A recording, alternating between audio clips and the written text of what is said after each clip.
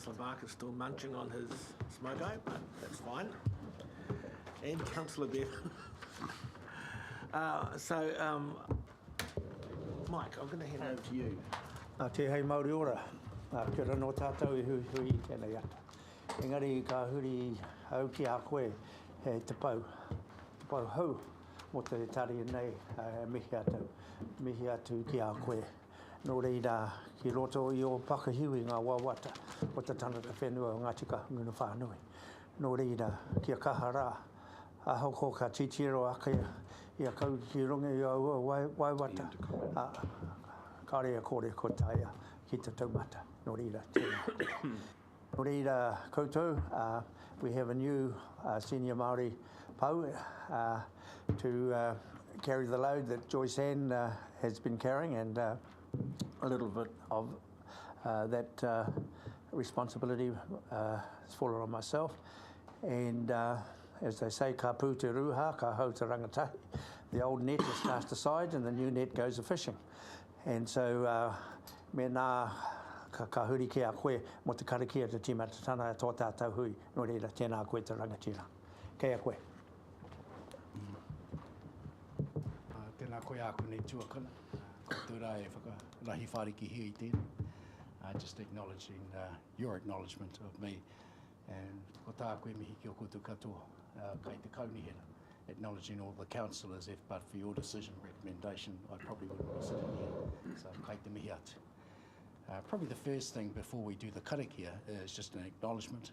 We had a passing in the last week of Gordon Paku, and so in the first instance to acknowledge Gordon and those others at our respective kāinga, our homes, for which we still grieve. Anō reira, ka nui te mihi kia rātou, ko te rā hoki atu haere atu rā. Hoki mai rā kia tātou. As in my new role, I tried valiantly this morning to convince Councillor Graham that he might lead us with the karakia. And I distinctly heard at our last meeting that this was something that used to happen here, that the karakia was actually shared around the council. And I hope one day that we might sort of revert back to that. I have this morning given Councillor Graham some small cards, very, very small as he has there. And over time, I hope that I might be able to work with each of you in terms of understanding what they say and being able to lead us in the karakia. Nō reira me noi tātou. Whakataka te hau ki tūru, whakataka te hau ki te tonga. Kia mā kina kiuta, kia mā taratara ki tai. Kia hi ake ana te atakura, he teo, he huka, he hauhu tihei Māori ora. Cease the winds from the west, those from the south, intermingling between the land and the sea. The promise of a glorious day, behest of a red-tipped dawn, touch of sleet, touch of snow, probably more Wellington than here. Nō reira tihei Māori ora. Kia ora tātou. Kia ora. Thank you. Perry and I also want to extend our welcome to you. I'm not sure, given Councillor Barker's and my experience in doing waiata, that you really want to hear us do a karakia. Well, we need to sleep on it, and I'm pretty sure we would give it a go. I can work with that. So also, just before we want to acknowledge Gordon Paku. He was a really interesting character in our community, and as I said at his tangi, he stood up at the Twyford meeting when they were debating the water conservation order and talked about trees and talked about the importance of trees in the hills, holding the water back, and part of the problem was that we don't do that anymore. And he was the sort of guy that did look at things like all the Pakus do, and you know, you have some experience with Peter, look in a very practical way. But some of the things that people didn't know about him was that in his work, and that Rick knows him very closely, his work in the Labour movement and the Labour Party, but also my friend Hanari worked with Gordon in social welfare, and Hanari said he took kids that no one else would take. So the end of the road kids he took, and so is a man with great respect in our community, a straight talker, hated our flax at the Ruahapia, said it attracted the rats and then it attracted the cats, and he had to spend his life killing our cats. So one thing you always got from him was you got what he was absolutely thinking. So yeah, passing of a real fine Hawke's Bay resident. Are there any apologies? No? Yes? Oh, just from 12:30 to 2, I'll have another meeting, Chair. Okay. Dockie's Pay. Peter? Chair, I also have a debrief of the coastal hazards work that we've done that commences at 1, so depending on how far we've got with our meeting, I might have to absent myself for that. So, Okay, Tom, you move the apologies be accepted? You won't? Move the apologies be accepted? Absolutely. And Paul seconded. All those in favour? Aye. Aye. We'll miss our two councillors. I see that is the time when we are having a Civil defence hazards. civil defence issue. Okay, any notices? There are no notices. We'll move into conflict of interests, especially related to the agenda today. Paul Bailey's probably got one because we're saying nice things about him. Yeah, I know. Bit of a conflict. Are there no conflicts? Move on. Confirmation of the minutes of the 26th of September as a starter. That is not including the public excluded, of course. Are there any corrections to those minutes for those who have read them? Not looking at anyone. Okay, do we someone to move those minutes are correct then? Rick, would you like to move the minutes correct? I'll assist the chair. Paul will and second Fenton. All those in favour? Aye. Aye. Select those minutes. Now we have minutes from the 3rd of October as well. I'll move those. Thank you, Debbie. We'll move it. Seconder. Peter Bevan, thank you. All those in favour? Aye. Aye. So we've moved all our minutes. Thank you very much. Follow-ups from the previous meeting. Does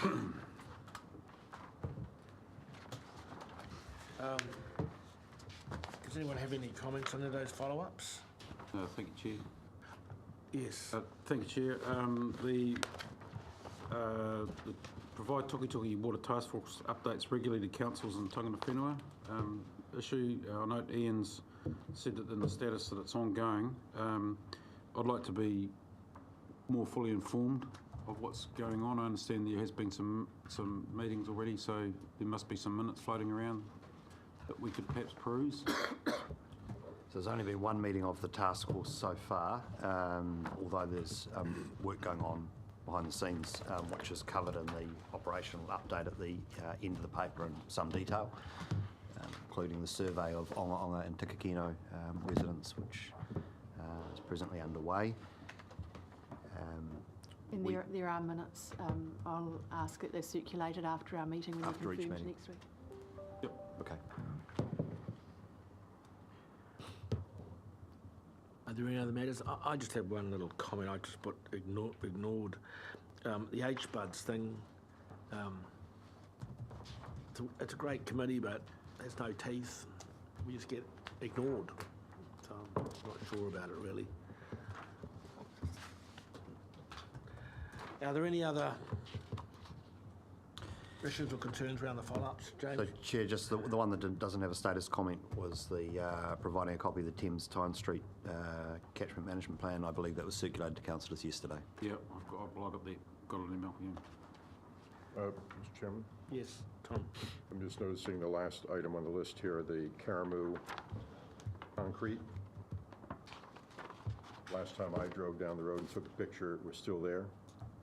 How long can it take to investigate concrete that was dumped in April and is still not removed in October? So, my understanding, and this isn't here, it's down here as Chris Dolly in terms of the asset management folk, because There have been ongoing discussions with the landowner about the erosion of the riverbank and what can be done to prevent that, which was the purpose of the dumping of the concrete. And I understand, in addition to the enforcement action that had been taken, there is consideration of a resource consent being lodged for the concrete to remain where it is, if that could be approved, and that's an if, to achieve the objectives that the landowner had, notwithstanding the fact that they are in receipt of penalty for their unilaterally undertaking this work without a resource consent. So the history of this is that the landowner was suffering loss of their land from river erosion, spoke to council staff about council remediating it. Council indicated that a resource consent would be required and a process would need to be gone through.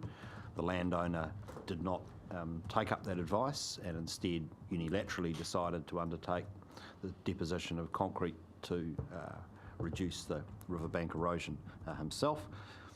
He's subsequently been subject of an investigation which was completed and enforcement action was taken. The subsequent removal of it, though, is subject to those discussions around resource consent. So this is not the most significant compliance issue in the history of Hawke's Bay, but at a time when we're asking for the public to have confidence in our ability to make judgments about port sales and other significant matters, $100 million forestry investments and whatever, the fact that we can't keep plastic bags out of the tuki-tuki up in Debbie's part of the world, the fact that we can't keep concrete out of the Karamu stream makes us look like a bunch of idiots. And would I trust us with more significant matters to decide if we can't? I mean, these are the things that capture the public's attention, rightly or wrongly. They certainly capture a lot of social media attention and prejudice how we are viewed and what our overall level of competence is. And how these things can go on for months and months just is baffling, I mean, to people and to me.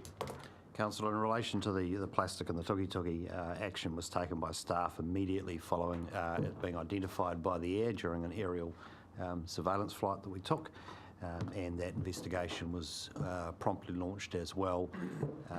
So I certainly wouldn't agree there's been any tardiness with respect to that issue. The concrete deposition in the Karamu stream has been a drawn-out affair, and what I would like to do is come back to you before the end of this meeting with an update on the status of that engagement with the landowner. Okay, thank you. Any other follow-ups?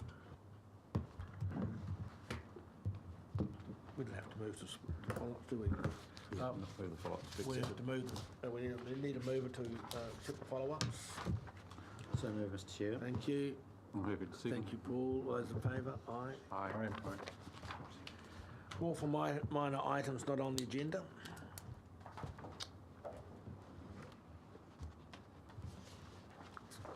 White paper. You're not catching it up. That's not what I'll talk about. White bait. White paper. White paper. Yes, any more? That's fine then. Thank you. Right, we move straight to item 6. Youth Environment Council. We have some guests.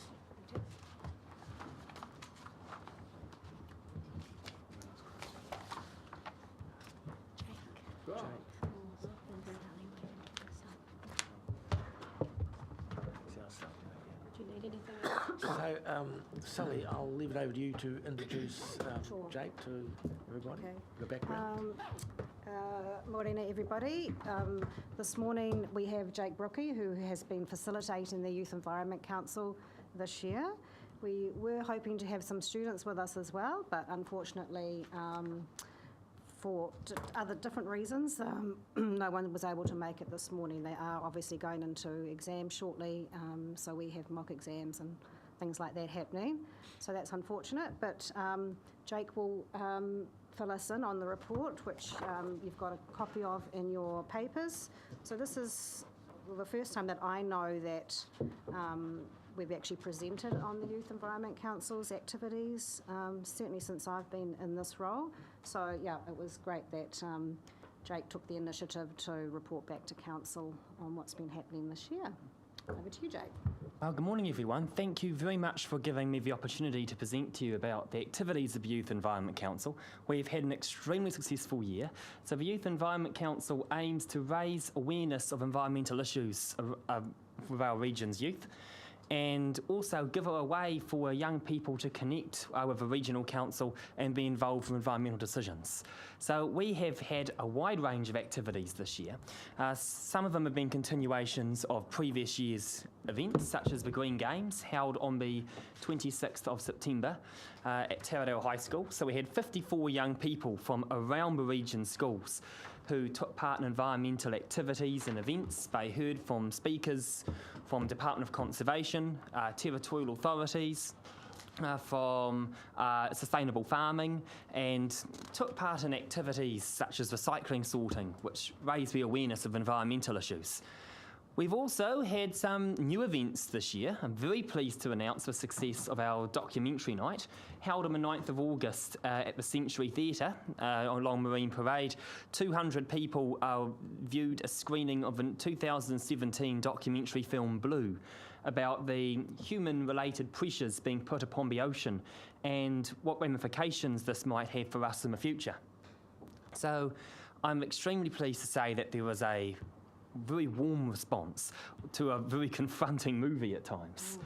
And it was something new that the Youth Environment Council has done, and something which the Century Theatre is keen to repeat again.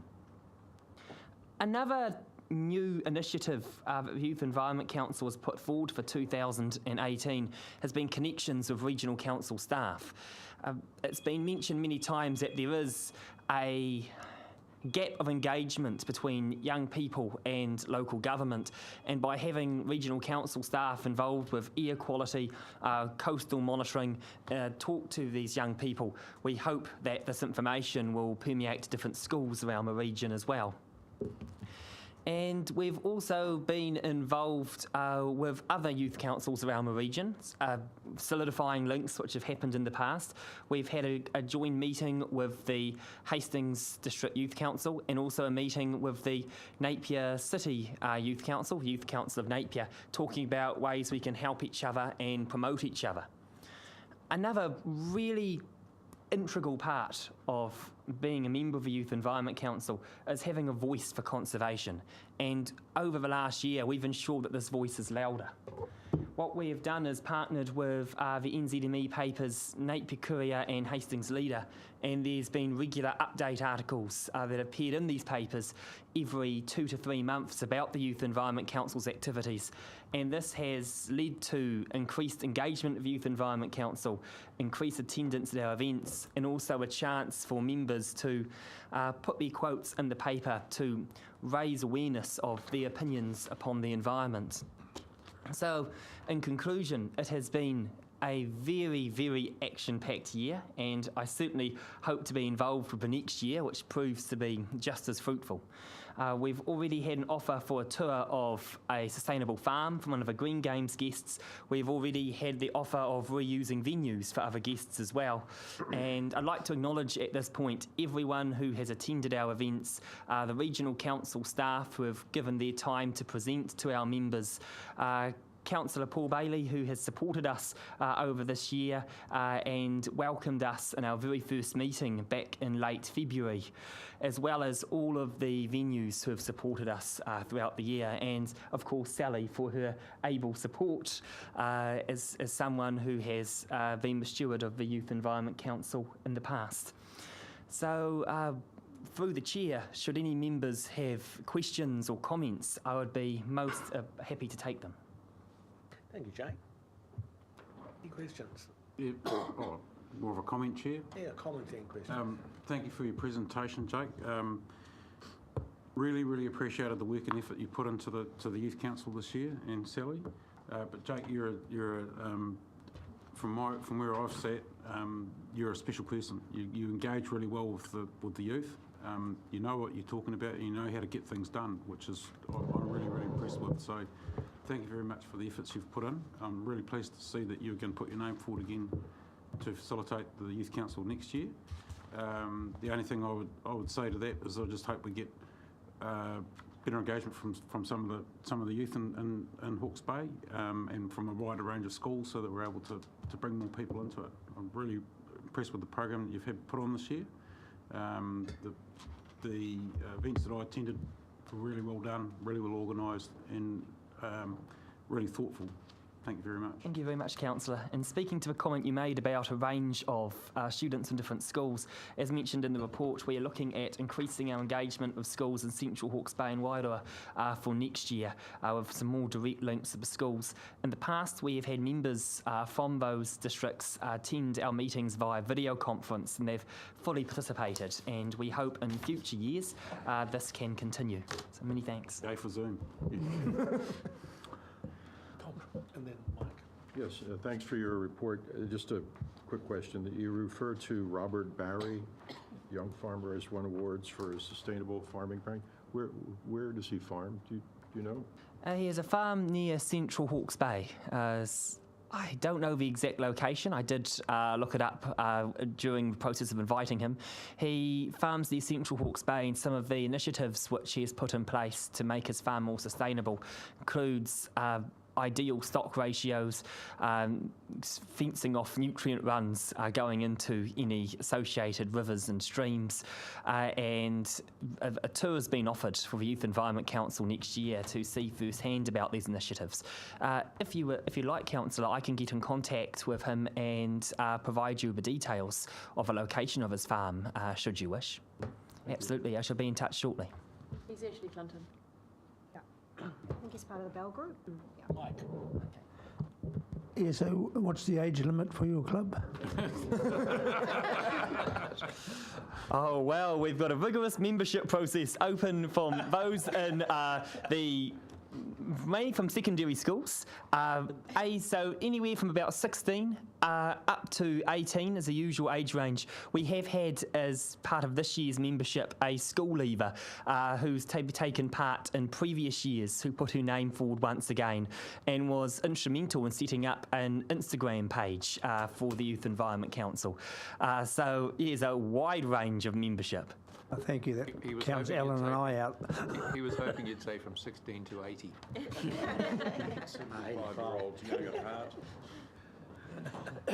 So, Jake, I notice with my limited connection with teenagers and young people that there's a very strong green movement amongst them. So I would have thought there's a real captive people, they're really, this is top of their list. So how active are you in the schools, canvassing for people to get involved with you? Many thanks. We're very active in the schools, and we hope to have raised our profile a bit this year to attract further membership for next year. One of the initiatives which has been talked about is increasing the number of members from 12 to around 15, 18 for next year. Some of the ways we connect with schools is through school newsletters. Some of the ways we've connected with schools include through social media, through e-blasts of teachers on a regional council Enviro schools mailing list. Other ways that we've connected has been through the activities of members in the schools throughout the year. One of our members, Ella from Taradale High School, organised a Green Week throughout the school, for which I was one of the guests speaking to a school assembly. There was a range of activities for Taradale High School students, including recycling, sorting, waste audits, making sustainable products during lunch hours, and I hope that this would raise awareness of the Youth Environment Council and, like you mentioned, help sustain some of the enthusiasm that young people have for environmental protection. And Ella credits the Youth Environment Council members for many of her ideas and inspiration. So it's been fantastic, not just directly contributing to events, but also acting as a sounding board for events that members wish to run themselves. So we do hope to further our school engagement and work closely with schools with things such as beach cleans in the future, depending on the direction that future youth environment councils wish to take. I have a further question. So, what's your background? Are you still at school? Have you left school? Are you at university? What I'm 24 years old and I've got a qualification in ecology. So I contract to the Hawke's Bay Regional Council, running the Youth Environment Council. Full time for you? This is a part-time contract. I also contract to East Coast Lab, doing natural hazards education, as well as the Environment Centre in Hastings, running the Sustainable Backyards event, in which we're very grateful for the funding the Regional Council has provided for that. So I also am part-time as an education officer at the National Aquarium, so I work along a wide range of organisations. Got several contracts which sustain you. Indeed, it's a fantastic thing to be involved in, and it's wonderful to be able to present to the Regional Council about the activities. You have the best job in the world. Many thanks. Any other questions? I'd just like to make a comment, if I can. Just want to say thank you for your presentation, Jake. This council listens to quite a lot of people come along here as presenters, and not many of them have natural abilities at presentations, but you've got a talent for it. You're one of the few here who actually answers a question directly. Every question you're being asked, you've answered directly. These are tremendous skills and abilities you've got.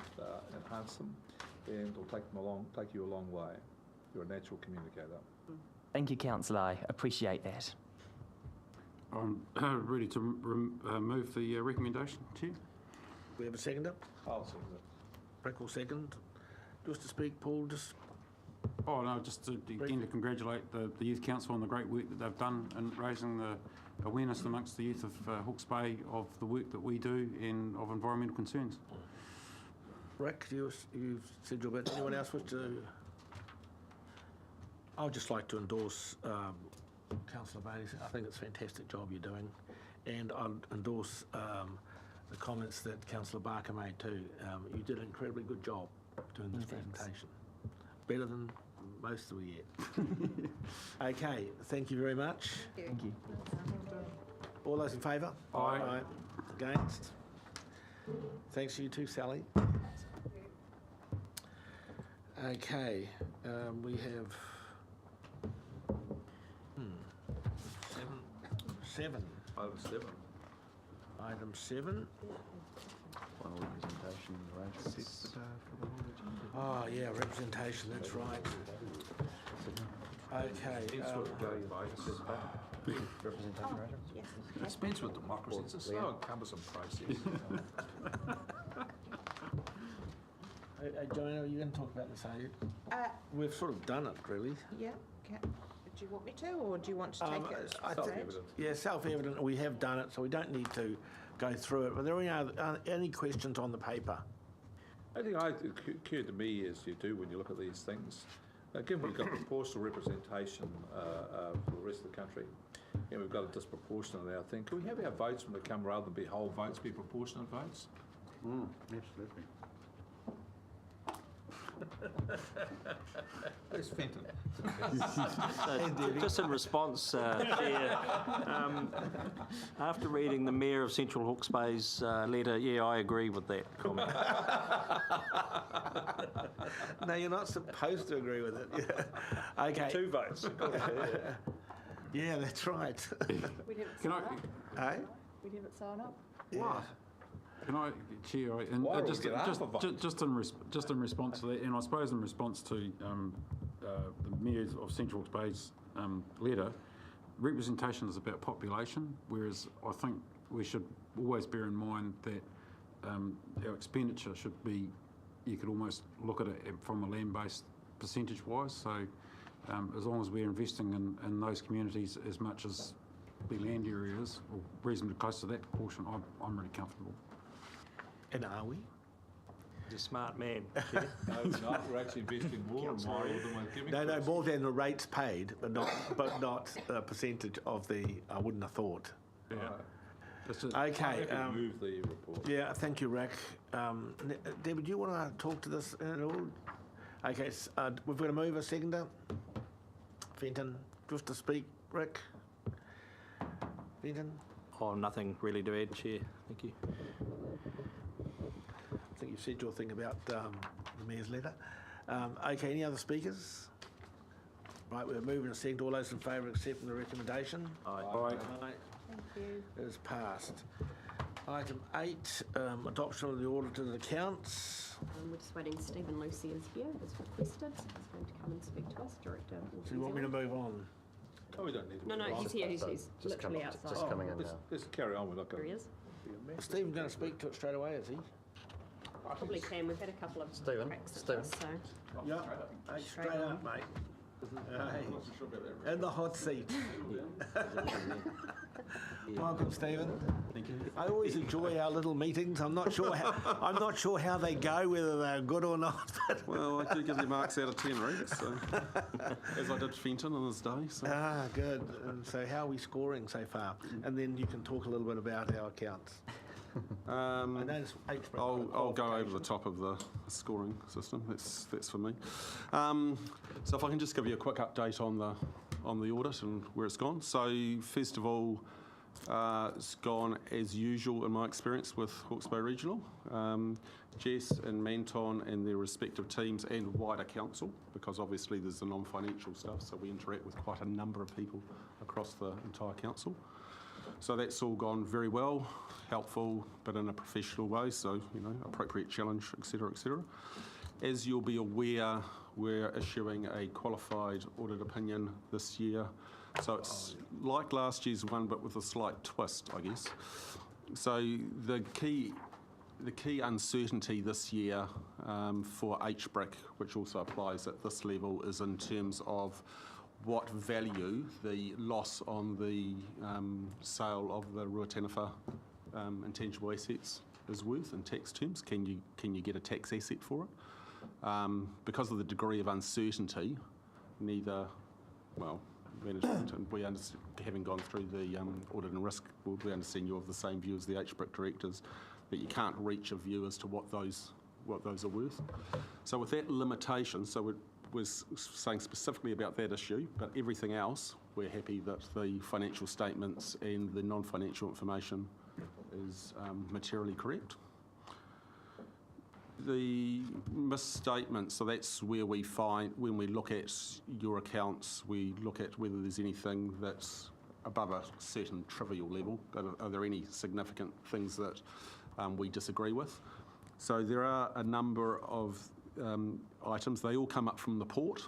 So it's come up to the port through to HBRIC and then up to you. So there's no extra ones at HBRIC level and there's no extra ones at council level. So from our point of view, that's been reported well. And the key one there is in terms of the port revalued its sea defence assets last year. And the way that I won't bore you with the detail, but basically what it means is the way that they've done their deferred tax on that asset isn't in line with how they've done their accounting for it. So the auditors of the port did challenge the directors, but the directors decided to carry on. HBRIC directors decided that it's to carry on with it as well. It's not material, so we don't think it misleads the accounts. And similarly, we understand that you're not going to adjust for it either. So it's $4.9 million. So. But the reason that we don't think that it's material is because it's not affecting your surplus line. It's related to the revaluations. So therefore, in that context, we don't think that it's likely to mislead a reader of the accounts. And then there's just two other things just to touch on briefly is in terms of one of the other significant judgments that you need to make as a council is the value of your investment in HBRIC. And obviously, the key thing there is the investment flows through in terms of HBRIC's own investment in the port. And obviously that's a live issue for you at the moment, given the fact you're undergoing a consultation process for an LTP amendment. So through that, there's been an increase up to $283.5 million. So there's obviously a number of numbers, for lack of a better phrase, in terms of that you've seen through the process of working up what the consultation is. That range of information was provided to the HBRIC directors, which has effectively formed the basis of how you've valued your investment in HBRIC, because really what happens is that for the value that's in the port, effectively what happens is you take off the debt that's sitting in HBRIC, because there was $5.7 million, so you've obviously got to take that off, and then there's an element to take into account what's the ongoing costs of running HBRIC in its current form, which is relatively cheap, I think, in a capitalised sense, $1 million or so, which is over a period of time, trying to assess it. Obviously, depending on what happens with the consultation on the port, then that may well flush out what a real value of the port is at that point in time anyway, if you undertake a transaction. If not, then it will presumably just be a normal valuation. And then the other relatively minor point, but I just thought that as it was discussed at the Audit Committee, it's worth just touching base on it again here, is the Tongoia Soil Conservation Reserve. So it's about $3 million effectively at the moment that you manage. Management are undertaking an exercise over the forthcoming year to work out, do you own that, or is it something that the Crown owns? So it's just about accounting thing, really. And in the context of your accounts, you've got a rather healthy, large anyway, equity, $500-600 million worth of equity. So therefore, $3 million in that context is not big enough to get too worried about. But it is something that we're certainly keen that management and yourselves resolve one way or the other in terms of where it should be accounted for. But it's not a biggie, but it did get extensive discussion at the Audit Committee, so I thought it was worthwhile raising here. So happy to take any questions. Thank you. I'll just got one myself. So Stephen, how do we compare with other councils in terms of governance and management of our accounts? Would you put it in the top echelon or in the middle, or where would you stick us? I'm not too sure. I think in terms of the finance accounting side of it and the reporting that's in your annual report, I think you'd be one of the better ones, probably. I think one of the key things that will be a distinct improvement next year is more focused non-financial reporting. So through the LTP process that you went through, took the opportunity of having a look about what you're reporting on, because otherwise the risk is that you overwhelm people with the amount of detail that you've got in there. So I think that was for me anyway. I know there was lots of other stuff in the LTP, but that's probably the biggest thing for me. Was I think that's going to considerably enhance your ability. Well, depending on who reads these things, I guess, but in terms of as a forum for being able to communicate what you're actually doing to the community. And governance, I'll leave that where it lies, I think. I'm not prepared to comment on that. I would have thought that's a crucial part of running a business. It is. I've got no concerns, but but it's not appropriate for me to rank you in terms of... I will leave you that one then. Paul. Thank you, Chair. Stephen, you mentioned something about the revaluation of the port sea defences. Yes. And that was something you've raised here. I don't recall having that conversation with anyone before. Can you just explain in a bit of further, like an idiot's guide to 101, as to what you actually mean by that? So, no, I don't think I did. It didn't get raised at the Audit Committee, I don't recall, because it was still a breaking thing. We only got clearance from the auditors of the port last month sometime. So what it is last year they valued, as they do, because that's an asset that they revalue. So there'll be quite an extensive discussion of it when we do our report to you. So basically they undertook a valuation of it in terms of what they thought the sea defences are worth. They went through quite an exercise because they've got Opus and they got some other crowd whose name I'll forget to do it. They've actually reached their own decision about what they think's more appropriate.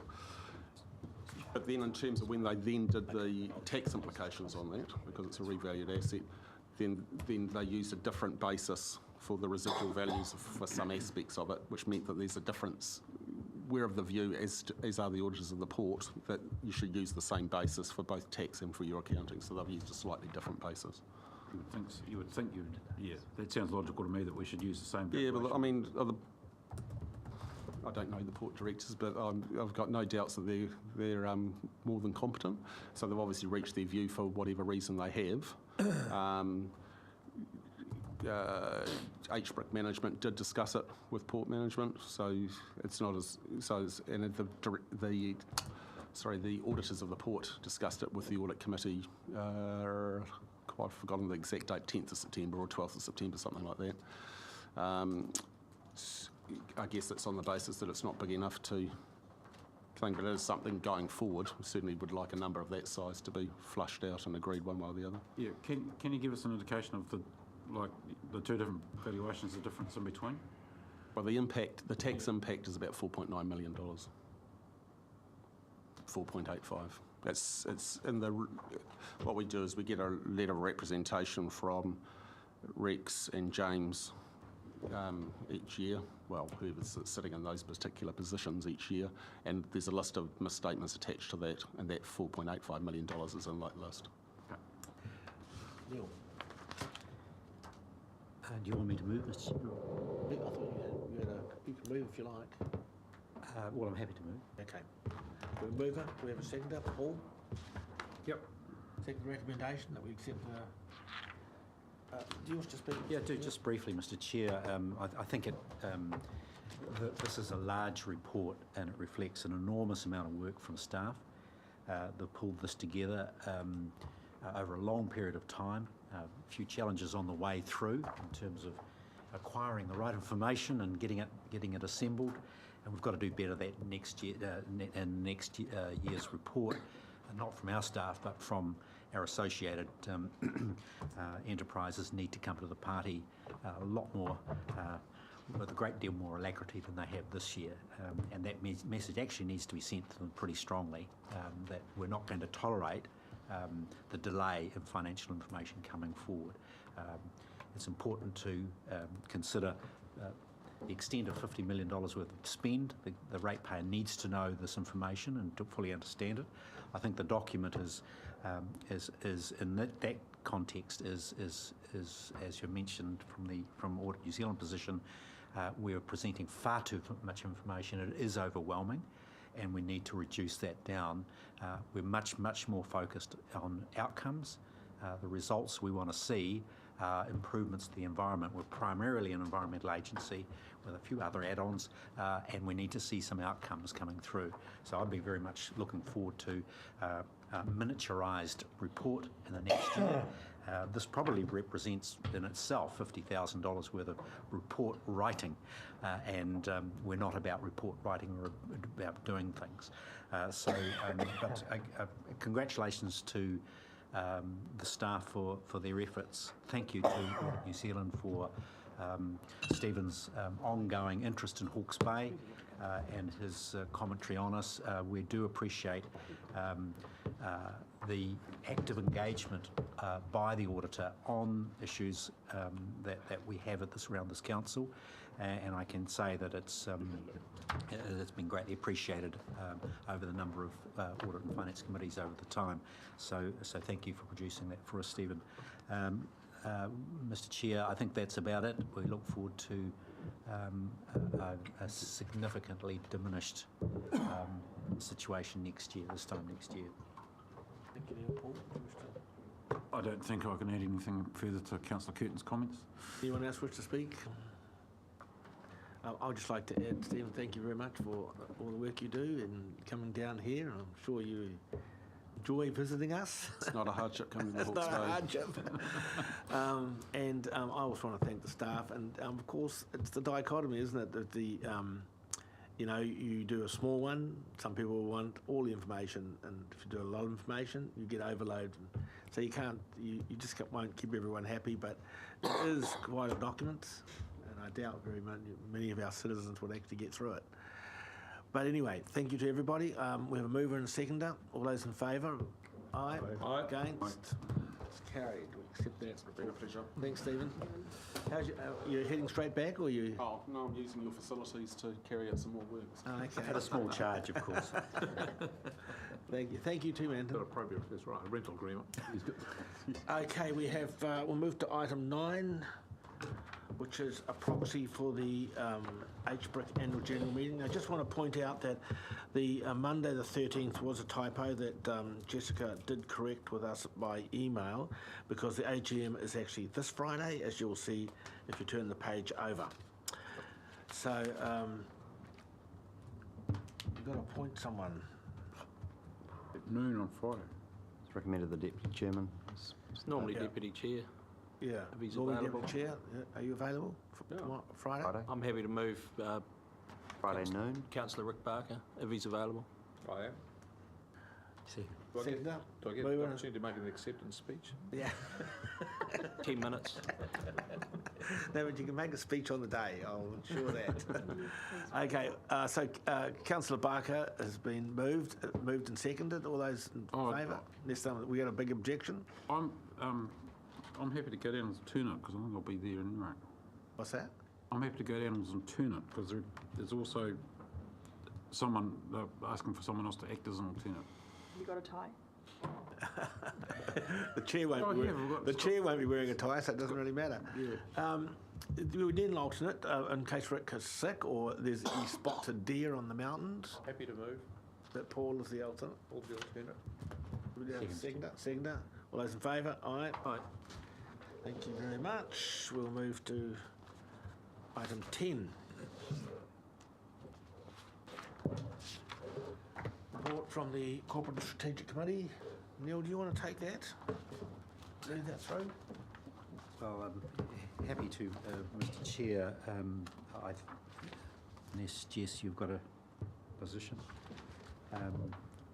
You've got the report. I think the most significant issues arising, Mr. Chair, include the ethical investment policy. If you look at reports received under 5, sorry, I'll start again. Under 3, kahatia, we've had information from the Chief Executive that this issue will be considered on the 28th of November. And do you want to comment on that, James, at all in terms of your process for bringing a paper back to Council? Oh, look, just at the time between the corporate and strategic meeting and this meeting, given both the Labour weekend break and the time it took us to get a firm draft contract from Kahutia Limited for consideration, has not enabled us to procure the independent legal advice which Council had been promised. That's now underway, and we'll be in a position to present this back at the end of November. Can we bring that back to a committee first? We'll look the... Just said it was a late paper last time, which, bits and pieces turned up in dribs and drabs, and I still have a lot of questions. So the request from this committee was to provide that advice back to Council. That's the current request, and so I've bumped it out a month to the next Council meeting, but if this meeting would like to change that instruction, so be it. So I guess it would be a supplementary recommendation to add in. I'll be bringing my questions anyway, but they'll be detailed. So I will take direction from Council on that. If you would like it to come via a committee, I'll bring it to a committee. That's up to you. The point about this is timing. Is that if we're going to go to a committee, the question's going to be dealt with at the committee and then come back to Council after that, what does that make the decision-making timing? Is it material or will affect our decision-making process? If it's timing is important here, what is wrong with bringing the report back to, I presume, the next council meeting, and then having the questions dealt with at that point? So I don't anticipate that we'll have the advice ready to go to the Environment Services Committee meeting in November, which means that if we don't go to the council meeting at the end of November, it'll have to go to Corporate and Strategic in December, and then be considered by the final council meeting of the year on the 19th of December. So we'll effectively lose another 3 weeks. Is that material? It could be. Look, I'd need to talk to the counterparty to understand their timing imperatives. Certainly they have land acquisition options, which I understand they wish to pursue. They also have nursery stock they wish to place an order for. So in essence, time is a factor. So that's why the current proposal is to simply bring this to the council meeting at the end of the month. Well, if that's the case, I'm happy with that. As long as Councillor Hewitt can ask her questions. Yeah, I'm happy with that too. There is a nursery order, not land acquisition. It's when you order trees. So it's You do that going to before what Christmas? meeting? Council meeting, the end of Council meeting. November. Okay. Well, I would hope the paper would be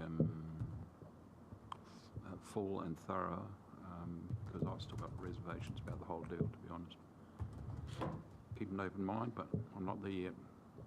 Understood. Okay, we're going to leave it to the council.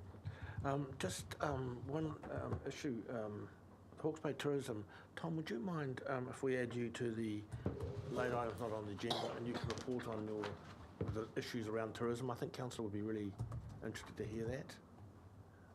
You want to do that now? Is that what you're saying? Yeah. I think it's a bit out of protocol, but I think it's so important that Well, Chair, I was would actually like going to raise a question around that anyway, so I'd be very happy to hear. Yeah, Tom, if you could, just around the issue of the TLAs. That one. Yeah, so the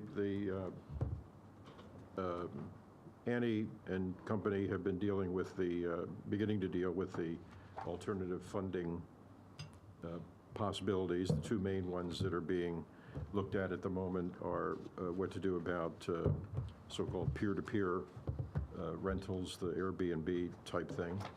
And the other is with respect to, I'll call it a bed tax, but there are various formulations of that floating around. And so the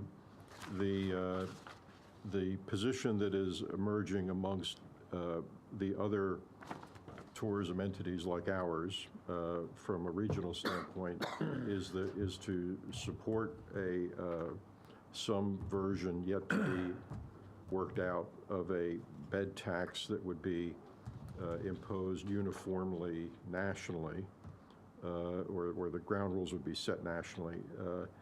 The revenue generated by it would be then revert to the regional authority, whatever that is. In our case, it would be Hawke's Bay Tourism. However, the territorial authorities here locally, one in particular, have gotten wind of this and are taking the view that, well, bed taxes should be a matter of the territorial authorities, something for them to impose and collect and spend.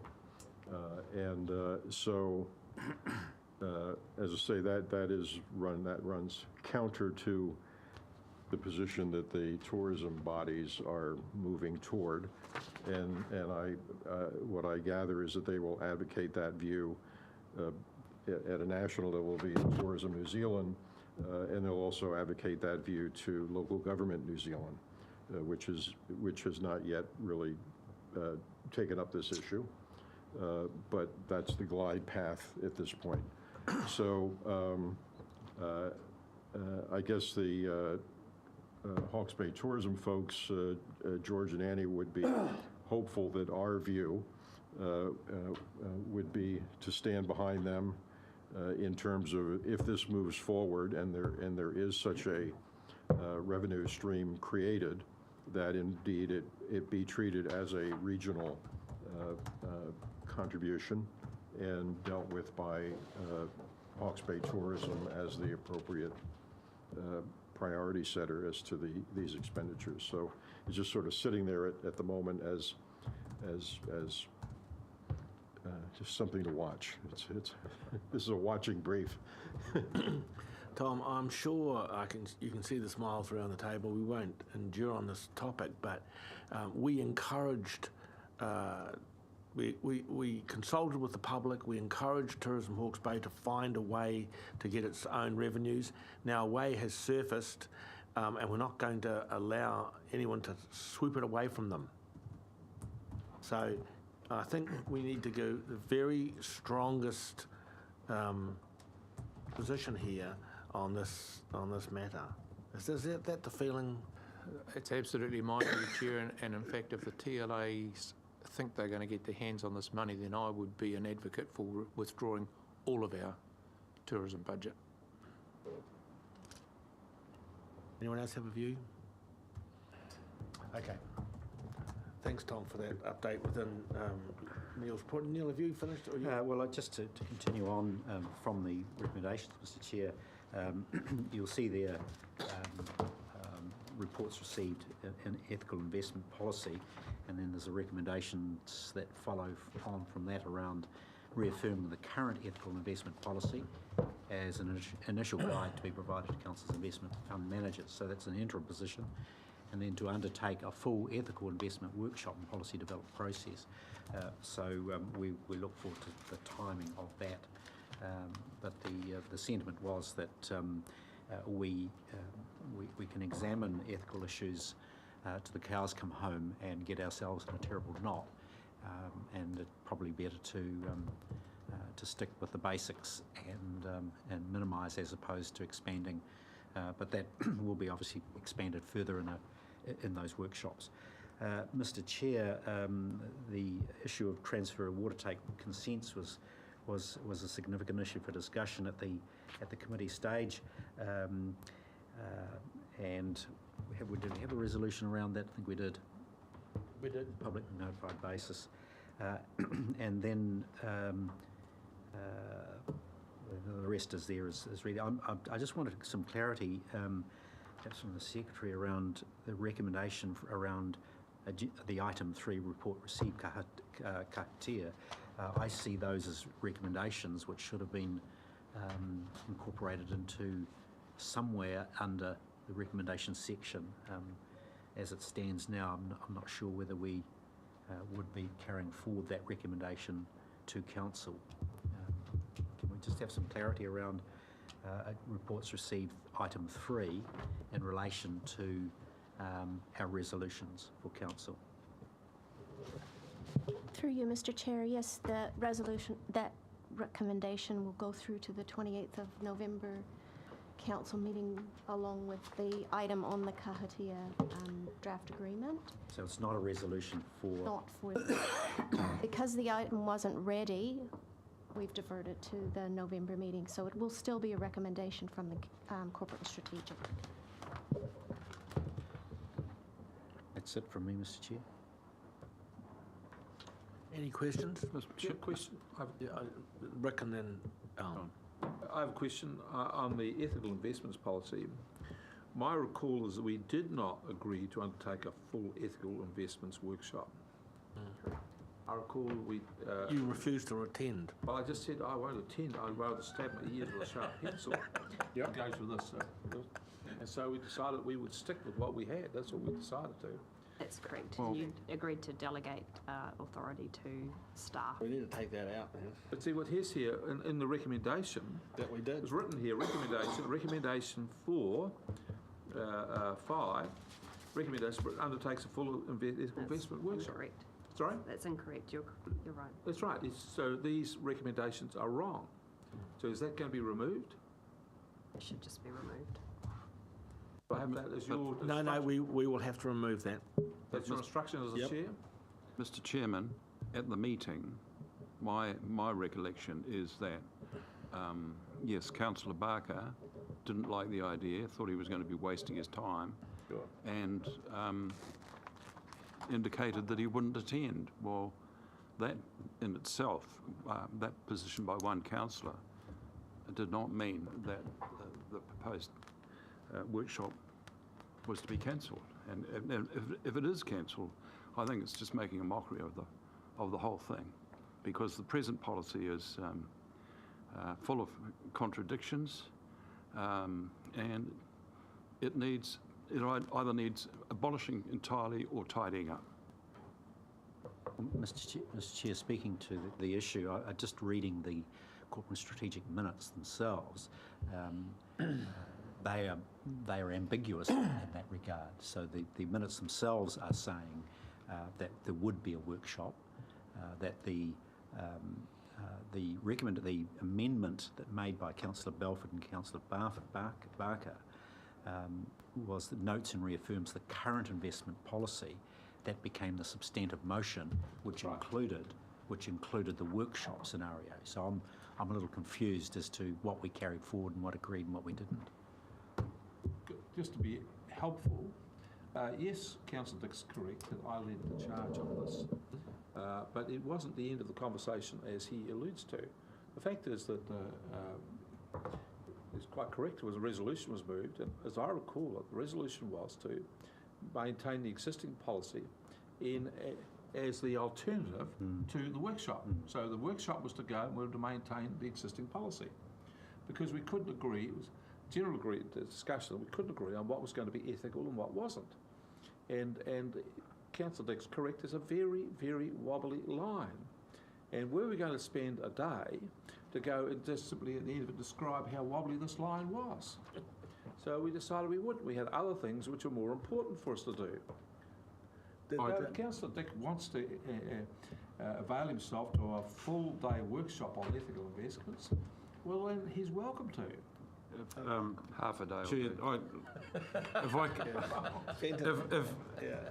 Thank you, Chair. Just unconfirmed though they may be, I mean, the minutes of that meeting do say undertake a full ethical investment workshop and policy development process for interested councillors over the next 6 months. So there's a bit of a gap between what was said and what people think was said. Yeah, there is. I can't recall, but if that's what the minutes say... Unconfirmed, obviously. Unconfirmed minutes. It means that Councillor Barker will not attend, and I imagine a few other councillors won't attend. I understand where Alan's coming from, because we had alcohol and we live in a wine region. It's kind of contradictory in itself. Paul? Sorry, Chair. I clearly understood that we would be having a workshop of some sort or a discussion of some sort about the ethical investment policy at some stage in the future. And quite clearly, I'm quite enjoy getting my eyeball stabbed out with a sharp pencil. So for those that are interested, and I'm more than happy with that. Okay, I think I am too. It was moved by Councillor Bailey and seconded by Councillor Barker. Has he already stabbed his hand up? I think the other thing that was really interesting was that one of the more persuasive presentations, this was that Councillor Belford recounting his wife's view, Brooks's, on what was important here. She said one of the most powerful things was alcohol. So we had the chairman on one hand saying, well, we live in a wine region, we should be supporting this, and the other saying this is the most dangerous drug in our community. Yeah, so no, that's right. We're heading for a collision here. Yeah. Now, if the councillors wish to have a full ethical workshop, well, knock themselves out. Yeah, no, therefore we will leave it. Reserve the right to Sorry, Chair, the motion clearly states the process for interested councillors. Okay, we're going to leave it in, guys. We're going to leave it in. Misspelling there, Chair. It's interesting councillors, not... Mr Chair, I'm happy to move. Did we have a seconder? I'll second, Chair. I'm just going to go. Anyone else want to speak on this? Neil, do you want to speak further? I've said enough. Just Chair, could you take... I don't want to vote against everything, but I am still going to continue to be against item 6. Whether you take that separately or I vote against the whole resolution is up to you. Oh, that's that you didn't want it to be publicly notified. Well, I've got no view on that. It's an ultra-virus decision. That's all I'm saying. Well, if you want to take them separately, you obviously do have a view. But he doesn't want to be opposed to all the other things. That's what he's saying. Okay, we are going to take it separately. Mr Chair, I wonder, I can retract somewhat, because we've got a resolution in front of us, which either lies on the table at 3.1, which asks the Chief Executive to produce documentation in regard to kahatia by the 24th of October. Do we now actually pass a resolution to defer that to the 28th of November? So we need to make some deliberation over that in itself. In the first instance. We don't? I wouldn't say it's necessary, but you're welcome to if you wish. No, if it's not necessary, you won't then. Why is it not necessary? Well, I'm just presently non-compliant with your request, and it's over to you Continuing to be non-compliant. whether you consider that to be a problem or not. Or whatever. Look, let's take the recommendations, all of them except 6. We have a mover and a seconder. All those in favour? Aye. Against? It's carried. So item 6, we'll take that separately under the same movers and seconders. Item 6 is, you all know what that's about. All those in favour? Aye. Against? No. Oh, 3 Record that. noes. Division. Division. All those in favour? Against? Motion. Against one. Note those. Your motion is carried. Thank you very much. We lingered on that for a while. Fixing the common seal.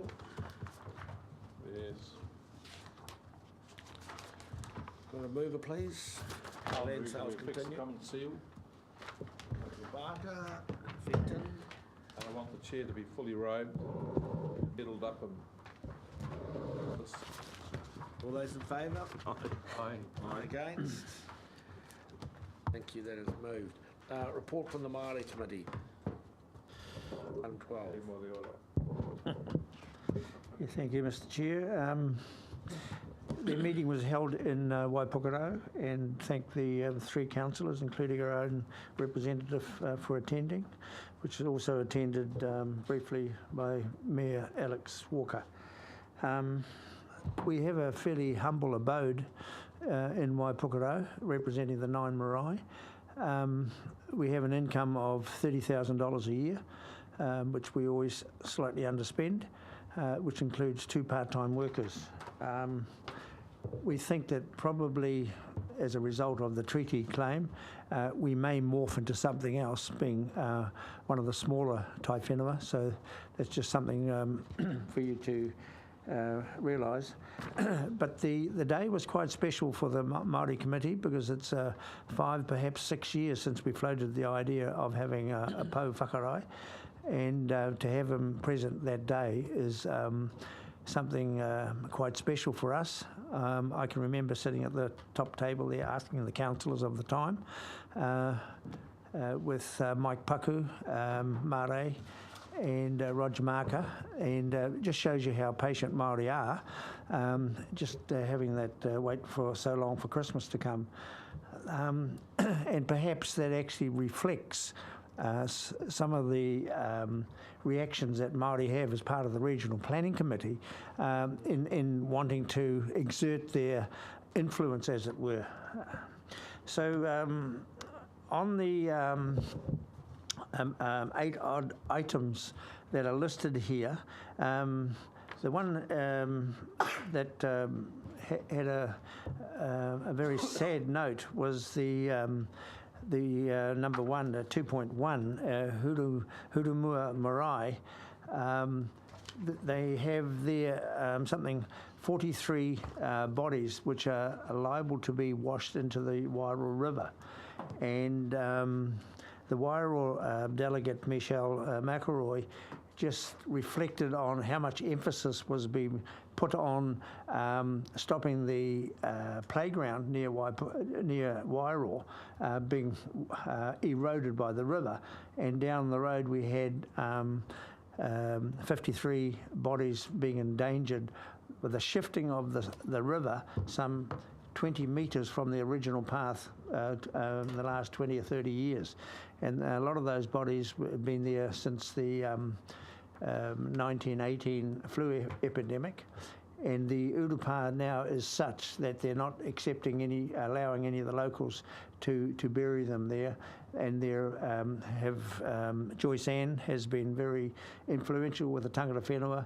It looks like a $260,000 exercise to move those bodies back into a safe place. And there's 2 or 3 other marae there along the Wairau River. Will be in a similar situation. And I discovered to my horror on that day that Pakowhai Marae, where my tupura are, and in fact my father is lying, is under the same threat of the river coming in and undermining the land, which 20 odd years ago wasn't even thought of, undermining, and the possibility of those bodies being washed down the river. Also, we had a presentation by one of the Tamatea representative, Paul Seasia, just behind the marae at Porangahau. There used to be a horseshoe-shaped loop in the river before it went another 2 k's out to the sea, and the council of the day, probably the catchment board, put a straight cut in, which reduced the likelihood of flooding. Now, Paura came along with an idea of revegetating the loop, which would, from his point of view, would help to have a whitebait habitat. And he threw to the chairman and the CEO that possibility of, for $100,000, that they could actually have a solution there. And what it actually showed to someone like myself, who was involved in a solution of the same area 2 or 3 years ago, it's not quite as simple as a lot of people think. And in fact, they actually would lack the expertise. And while it's very good to have communities on board, it's also difficult for the communities that haven't got the expertise, the ecological know-how, that sometimes this is a little bit of a pipe dream. And in that case, Ngā Whenarahui, and I ran the program out there, it was an absolute nightmare. So, yeah, there were some very good discussions there. In terms of the Tamatea, Roger Marker, Brian Gregory and myself are just saying, who's going to follow us and follow up on all these things there? And we were delighted to hear 2 off-the-cuff presentations by Māori students of the EIT. I just thought they were young girls, but in fact they're in their 30s. Half your age? A third of my age. We were actually delighted that the interest that the young people looking forward to not only listening to the items on the agenda, but looking to be involved. So, so that's about it, Mr. Chair. Thank you, Mike. Any questions? I thought it was I was there for a part of the meeting. I thought it was a really good meeting. Questions, Neil? Yeah, thanks, Mr. Chair. I just want to ask Mike 2.8, the update on afforestation projects in the region. Can you give us some sense as to what the responsiveness of the committee has been and is in regard to that discussion? We didn't actually go into detail. They have seen the fact that there's 250,000 hectares of erosionable land. A lot of it is out to the coast. So on the day, they just received the report. Since then, I've been involved with my own people at Ocean Beach, with Waipuka Stream. There's 2 entities there, which I'm closely related to both of them, and trying to encourage them to, in fact, 12 months ago, I brought them to this office for a meeting with Ian, and now they've come back and said they perhaps are interested. And given the exclusion of geese, and the population went down by half a geese about 12 months ago when the chairman wounded one, that is a definite project there from the bridge at Ocean Beach right up several k's of actually happening. So I'm sorry I didn't answer your question directly, but it wasn't brought up too much on the day. Thanks for your comment on my marksmanship. We'll take Rick Barker out with his new shotgun next time. Are there any other questions? You've got a new shotgun.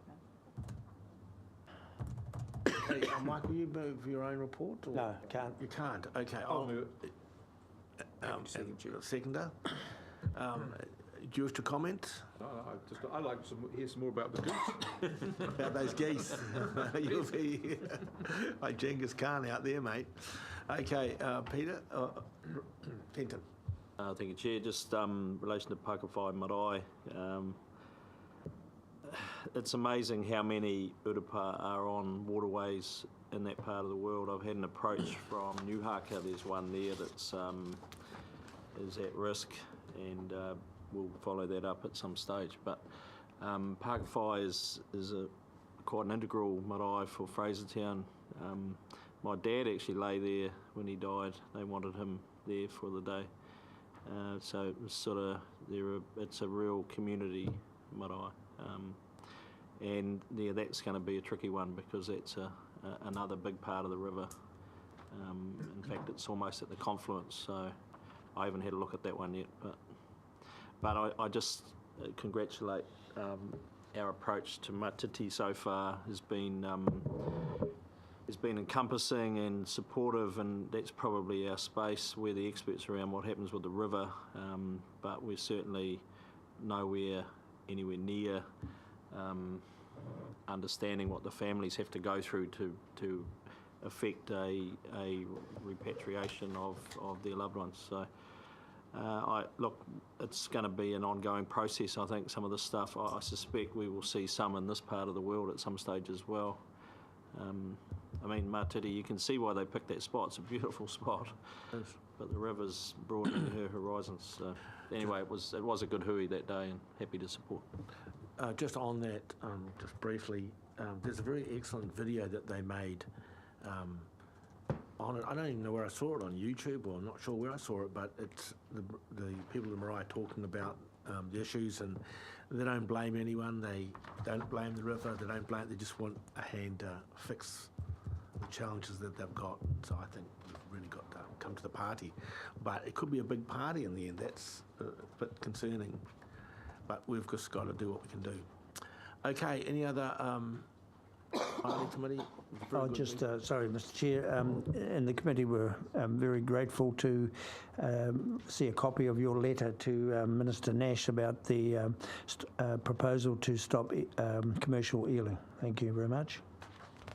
Thank you. I have a reply from it. I haven't really studied it, but I just got it last night. So I'll get that to you. Okay, we move to recommendation to accept Māori committee reports. Aye. All in favour? Against? Before we just go on to the activities, I got really nagged into doing a report myself, Chairman's report.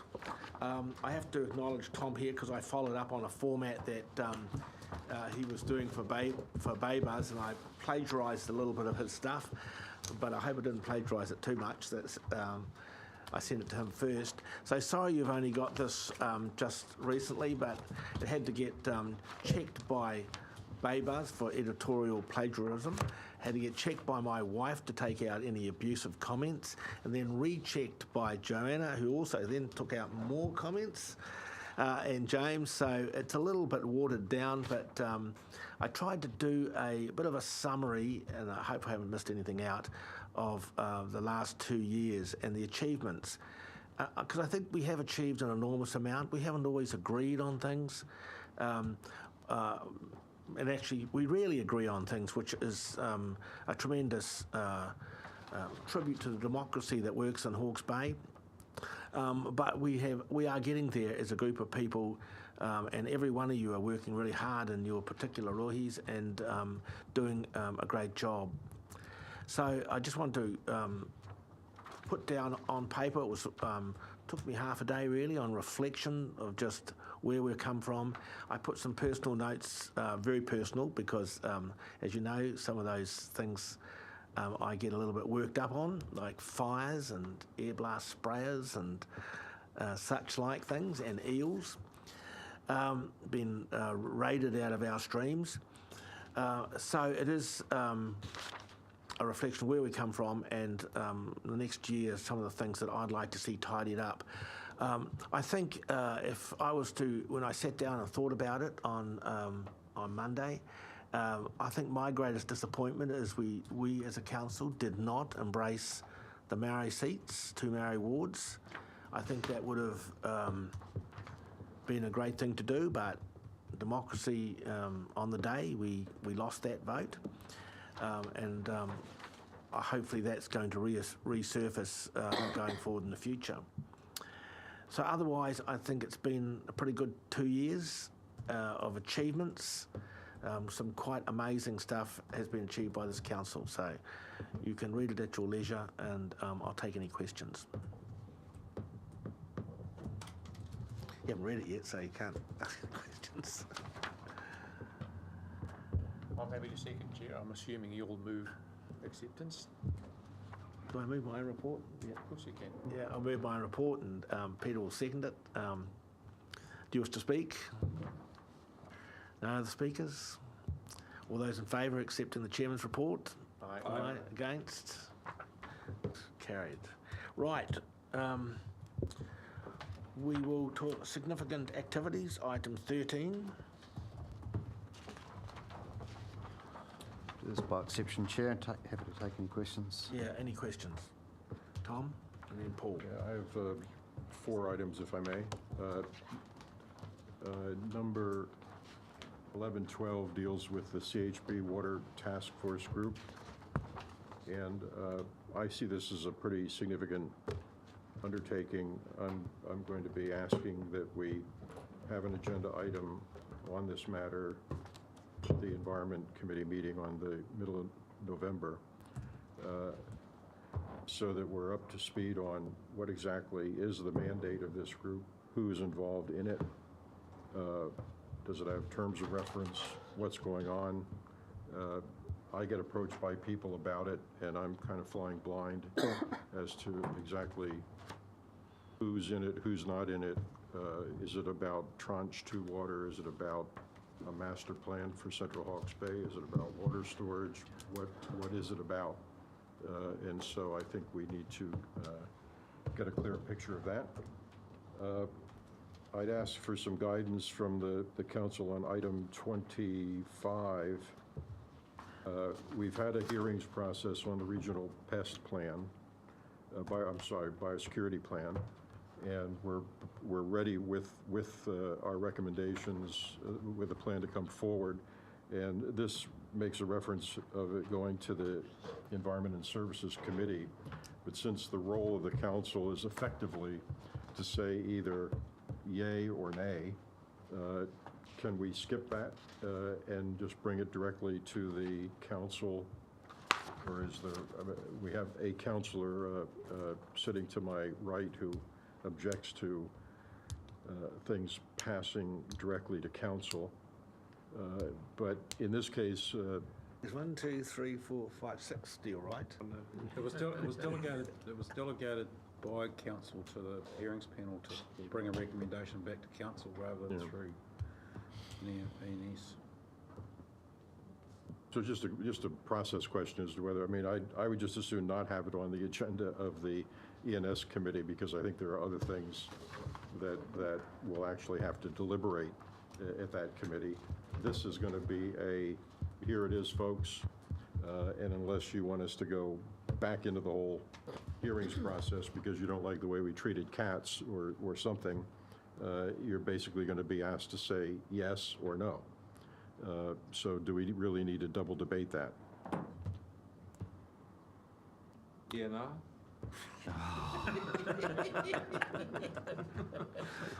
Tom, you want an answer to these? Well, what would be helpful to have guidance, certainly from a staff perspective, the preference would be to put it straight through to council. Yeah, okay, well, bank that. Wait, Peter, number three. On page, item 82 is a reference to the government's new freshwater proposals, and we haven't really had much of a debrief. And again, that's something I'm just alerting councillors to. I'm expecting that at the Environment Committee meeting we would get some kind of little overview as to what's the implication of all of that stuff. I mean, quite substantial plans have been announced, some of which have a couple of year time frame to them. So I think we need to be a little better informed as to what are the implications of all of that to everything else we're doing. We're running around writing plan changes for the Haratunga Plains and et cetera, and how much of this is going to be overtaken or not overtaken by things yet to come from Wellington. So just an area of I think some useful clarification. Lastly, the reference just below that to the HPUDs, I saw that some of us got in notice about trying to put together a review meeting, and I would just suggest that the most important document that could be prepared for that meeting would be some listing of development decisions that have been made over the last year or two, so that we have a picture as we're sitting there of, are we living by the rules or aren't we? To me, that's the only reason to have the meeting. And so the announcement we got sort of said, well, if people want to have a meeting, then we'll figure out what to put in front of you. So I don't know what response has been gotten to that meeting notice from our TA members. Maybe you know that at this point, or was it met with resounding silence? But if there is going to be a meeting, I would suggest that as I say, the only point of having the meeting is to determine whether we are complying with HPUDs, and we get a document that tells us that. Chair, can I suggest we just get a comment from Mr. Skirman on that? Yeah, so the meeting's been called for the 19th of November, is that the meeting you're referring to? Yeah, it is, yeah. On the 19th, yeah, so I can provide a follow-up. We have had some responses, but I can provide a full follow-up. 12:30. So just in relation to the matter, James, we did discuss a few weeks ago the possibility of getting some form of overlay to have a look at how much prime land has been swallowed up by housing in the last 50, 60 years. Have we managed to make any progress? That was addressed in the follow-ups, and we have asked questions to kind of technical figure out how we can do that. What I'm thinking is that would be a good place to land that document, so that not just we are looking at it, but the TLAs as well. Someone else, and then follow-ups and so on. Are there any other? Yes. Oh, there's heaps. We'll start with Neil, and then we'll come back round. We'll start with me. Oh, okay, you. Oh, Yes. no, you need to. Are you standing? Yeah, after 59, but there's no number. Whātuma, who's the project manager for Whātuma? Would be Dean Evans? No? No. Sorry. Crikey, my mind's gone blank. Ex-manager of lands for Palmu. I'll let you know, Mike. Sorry, I can't recall the name of his name. Oh, yeah. Do you remember Debbie? Mike? Sorry, I'll let you know. Can't remember. I just thought it might have been a ghost, Ghost? No, it was real. because there's no number there. You know how it is. Neil. Yeah, thanks, We'll Mr. come Chair. My point here is in relation, in the first instance, to item 77. I'm just trying to get a sense of this particular reporting format, and I'm appreciating that 88 items is quite extensive, and I'm wondering how we're going to manage our major projects, which I would have seen as significant areas of work, how we're going to enhance this reporting format with strategic projects that are being run by a whole branch of the organisation now. And I appreciate, for example, that getting a report on 24, 25, 26, 27, etc., the aerial rock season, I'm pleased to hear that. Also that we're continuing our chili and needlegrass control season, but I'm wondering strategically whether they are as important to have identified and reported as opposed to our significant projects. Other areas, for example, here, our progress on tank, etc., I'm trying to assimilate this report. So, look, I can answer that, Councillor. We are in the process of building a quarterly report to councillors that will have financial quarterly reporting across the organisation. It will have things such as HR, health and safety metrics, but most importantly, we'll have quarterly reporting on the big strategic projects across the organisation and the progress against the long-term and annual plan required actions. We're proposing to report on outcomes every 6 months because we don't think that quarterly they'll see enough of movement in those to warrant that. But there will be a consolidated organisational report on a quarterly basis coming forward through the Corporate and Strategic Committee, which will give a whole of organisational overview. Now, these 19 projects have been selected not as the 19 biggest. There have been 19 because of their diversity across the organisation, so we get the project management methodology essentially finalised as fit for purpose, and then we roll that out across the organisation. What we will bring to you, though, is a subset of those which are the bigger and most strategic projects for you to monitor the progress around. So sorry, Mr. Chair. So essentially my question then comes back to, and that's information around the merits of altering this reporting format to reduce it down from 88 to the really important things. Well, it's lunch. Councillor, I think you're recognising that in this report at the moment we've got everything from rats and mice to really significant projects, and one of the questions that we'll have for you is whether you want to continue to receive minor activity reporting on a monthly basis at your council meetings, in addition to a quarterly report, which is a far more strategic document that gives an overview of the organisation's health and progress across its big areas of work. And once we've finalised that quarterly report, we'll have a better sense of what we leave in here, and if we continue with this monthly reporting format. I really appreciate getting a feel for what's going on in the upcoming month in my neck of the woods. I'm very grateful for I think staff who do that. It's Thank good. you. We just don't want to spend 2 hours going over it all. That's so. I'm on a 12 o'clock deadline, Peter. Yeah. So I've only got a couple. Firstly, only a couple. Yeah, they're both quite short. 51 farm management plans for Tutira. So this must be voluntary, so I applaud those people who are engaged and participating in it. Do we have enough people doing this to cover most of the catchment or the sub-catchment? So you may recall that under the Freshwater Improvement Fund proposal that was funded by central government and ourselves, contribution coming from the hotspot funding, there was a resource to develop farm environment plans with landowners in the catchment. You're quite correct that it is voluntary, but certainly it was a core part of the project. I don't know, Ian, whether you've got any update on how they're going in terms of farmer engagement on those? So we've got a dedicated resource that sits in that project to effectively facilitate the delivery of the farm plans. So there's enough engagement with enough of the landscape to make this work, because it's a critical mass question I'm asking. And like all of these projects, getting the critical mass is a time thing. The project's staged over 5 years, so this is year 2 of 5. So it'll take a while to get to the point where we've got everybody under farm plans, but fortunately the process covers costs and has somebody in there driving it, so it's highly likely to eventually get us to that critical mass. Your second point?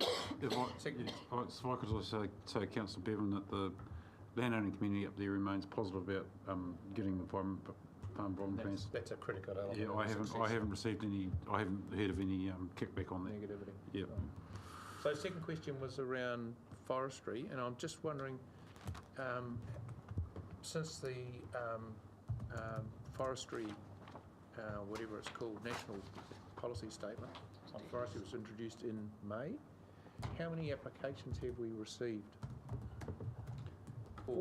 Resource for consent harvest applications consents, or harvesting notices. I'm going to have to check that out with Paul Barrett, but yeah, I can get back to you on that. Yeah. Benton. Just number 52 and 54, I think.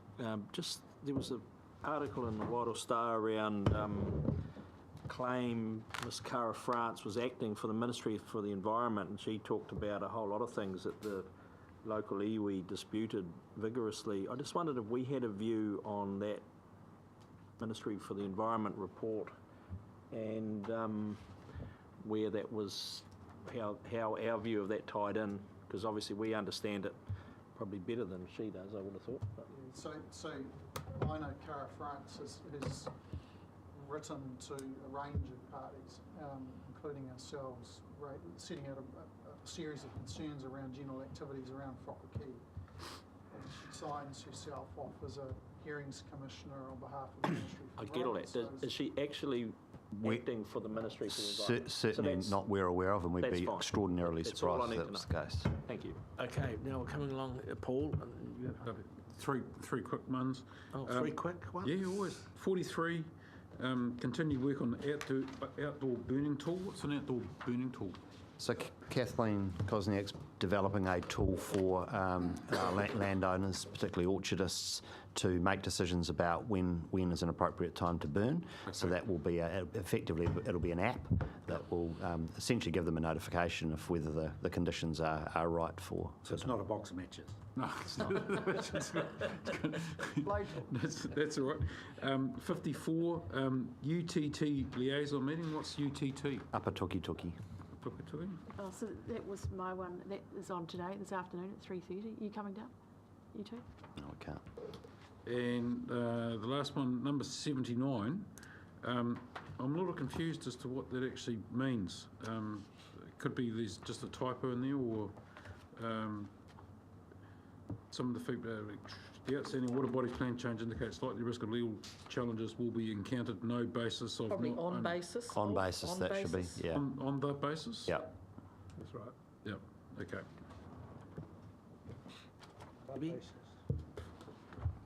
That's your three? That's my three. Yep. Debbie? Oh no, I was just hoping that you might have been at the meeting in Central Hawke's Bay this afternoon. That was all.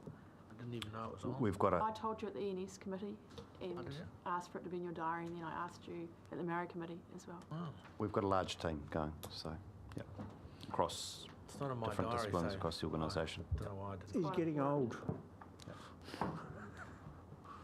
Everybody move, Chair. Yeah, we will move. Second. All those in favour? Aye. We have one, and you've got 5 minutes, Peter. Actually, you've got 5 minutes to I won't talk need 5 about minutes. whitebait. You will recall that we had a presentation on whitebait, their life cycle, etc., which happened as a consequence of concerns that I raised about the level of the population based on last year.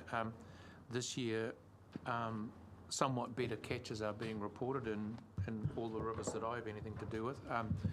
And I'm pleased to say that I've met with Andy Hicks and some of the staff that do the landscaping work and looked at several of the spawning habitats, and we've agreed on some actions that need to be taken to improve the quality of those spawning habitats.